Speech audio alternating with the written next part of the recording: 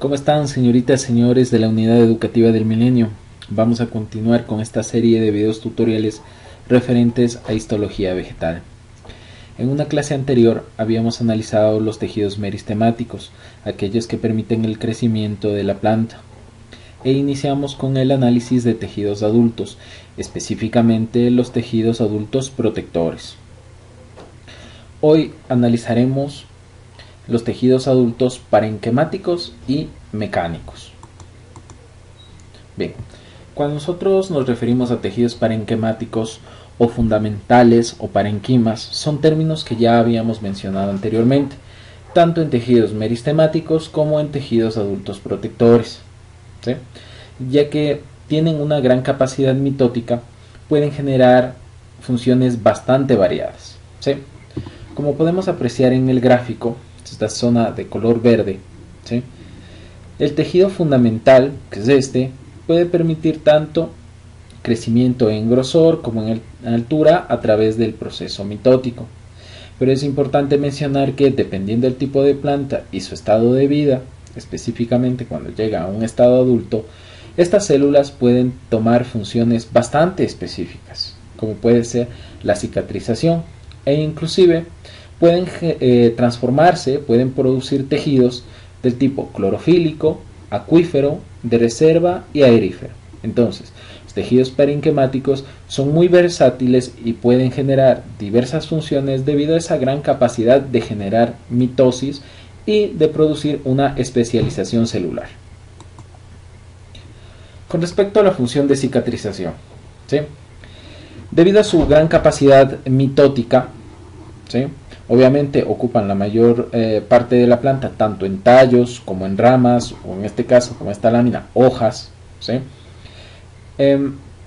Pueden llegar a activar el proceso de mitosis en capas externas ya formadas. Por ejemplo, nosotros decimos que en esta sección de hoja se sufre una lastimadura, un rasgado, inmediatamente el tejido parenquemático va a iniciar una secuencia de mitosis hasta regenerar toda esta sección, ¿sí? Entonces, el poder de cicatrización que tiene este tipo de tejido o esta especialización de cicatrización es debido a esa gran capacidad mitótica, ¿sí?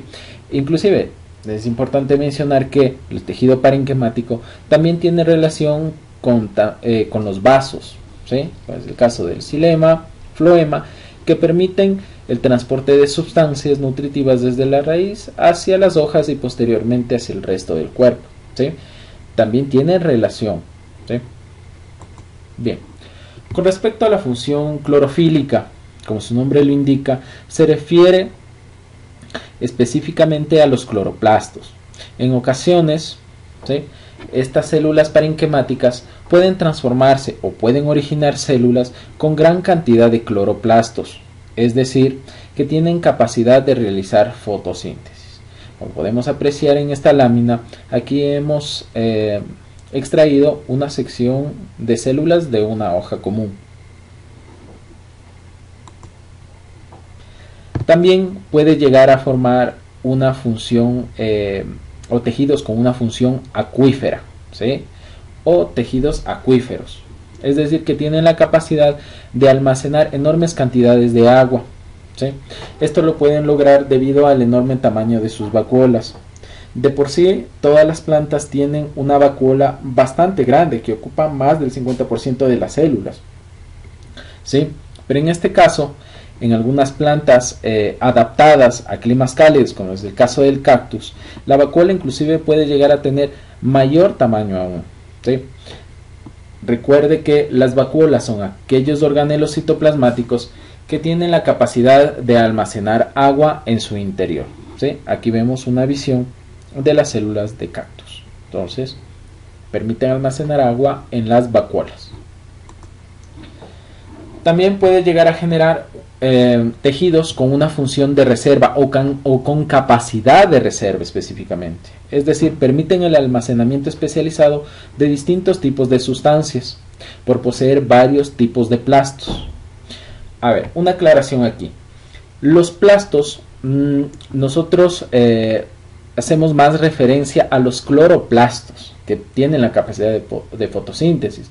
Pero recuerde que existe una variedad de plastos. Hay plastos que tienen la posibilidad de almacenar sustancias como aceites y grasas.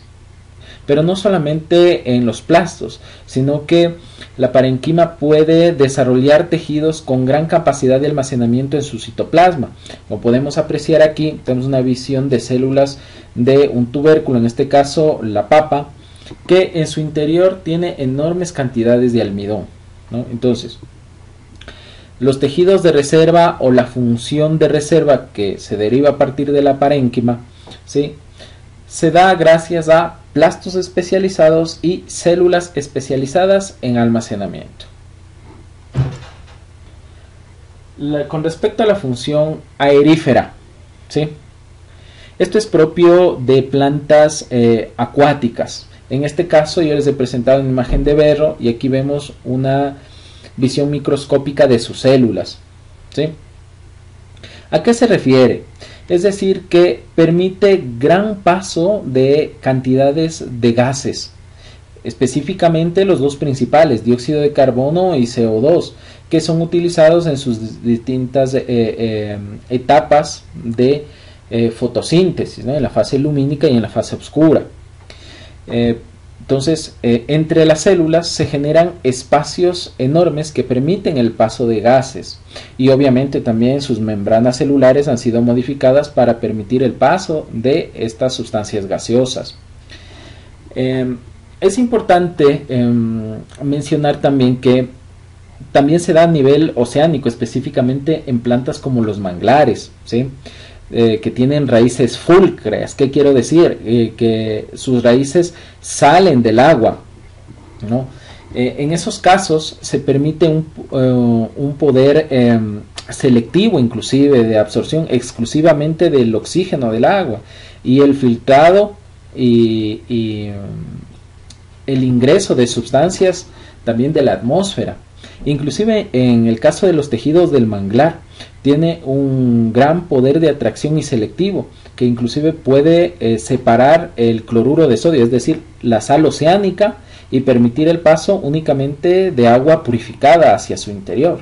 Entonces, es impresionante cómo estos tejidos parenquemáticos pueden modificarse de tal manera que generan funciones bastante específicas, ¿no? Entonces, recuerden, tejido aerífero, ¿sí?, las células generan poros intercelulares tan grandes que permiten el libre paso de los gases esenciales para la planta.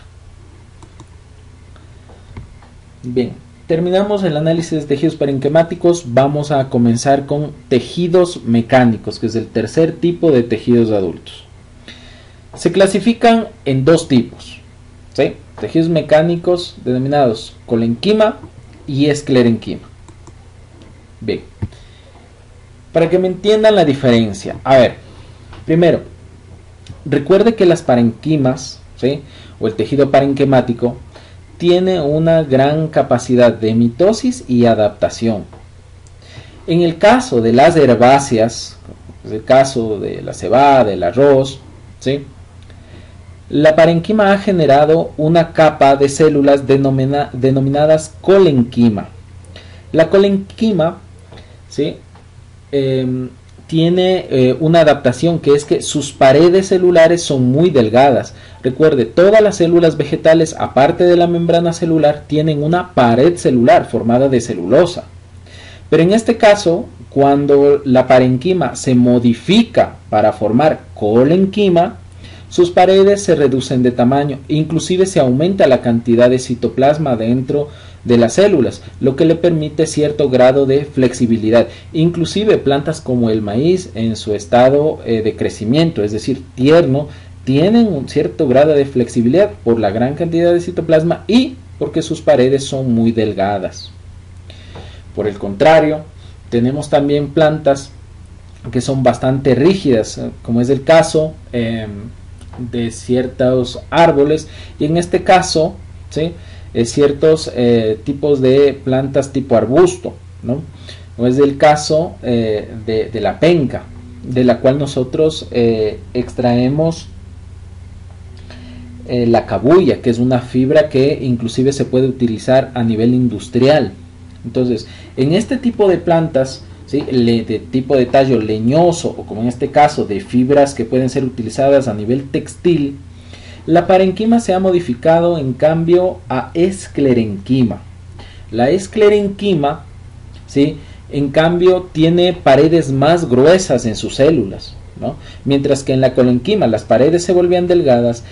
¿Sí? Cuando nosotros hablamos de la esclerenquima, las paredes de las células de este tejido se hacen más gruesas e inclusive empiezan a acumular una proteína denominada lignina, que es lo que le da mayor rigidez aún a este tipo de plantas. Entonces, por ende, su movilidad, su motricidad, ¿sí?, es más reducida. Recuerde que en los animales el movimiento se denomina tropismo, en las plantas el movimiento se denomina taxismo, es decir, hay plantas con un taxismo mayor y otras con un taxismo menor. Eso es debido a sus capas de tejidos. Mientras más flexible es una planta es porque tiene más desarrollado el tejido colenquima, con paredes delgadas y con abundante citoplasma.